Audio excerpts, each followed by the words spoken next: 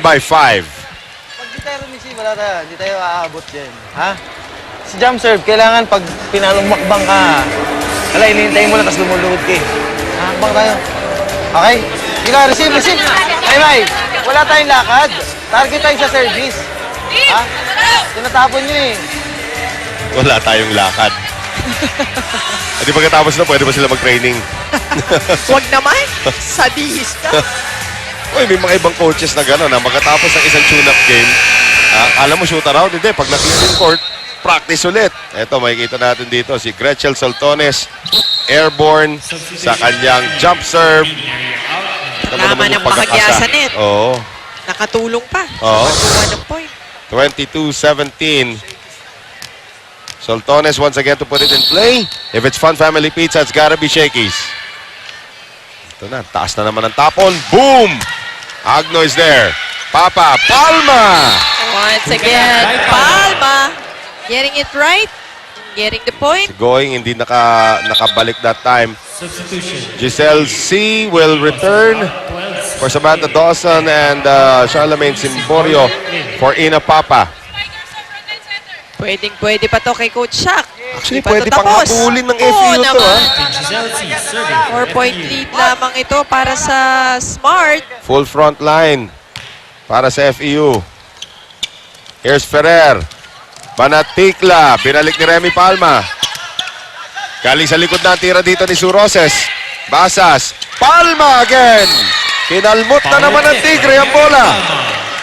Power tip ni Palma. Paganda ng paganda, partner.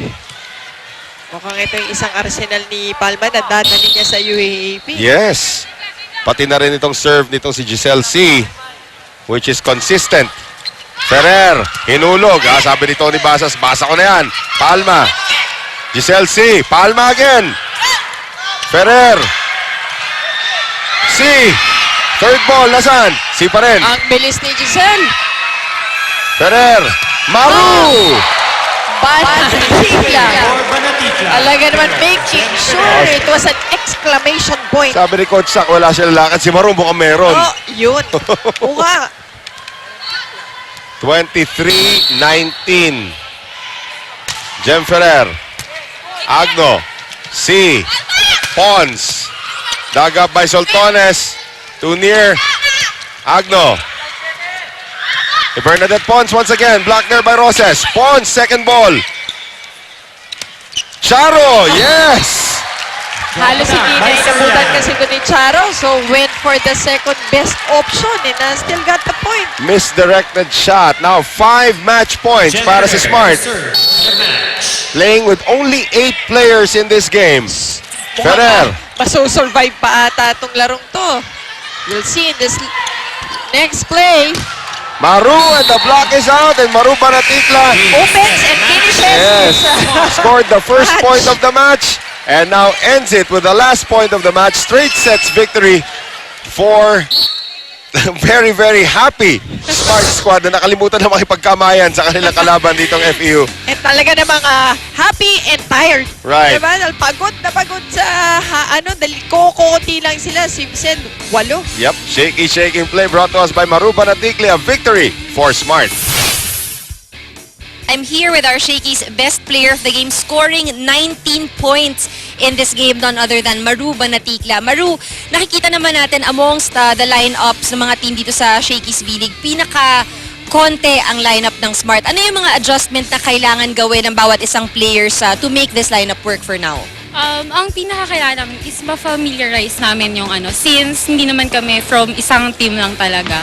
Tapos yung conditioning, since mga 4 times pala kami nagte-training.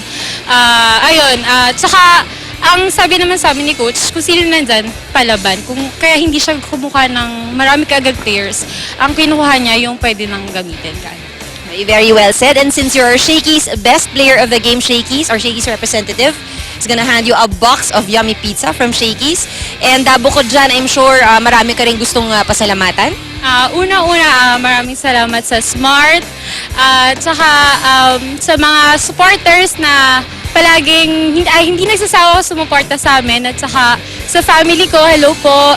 Tsaka sa UST.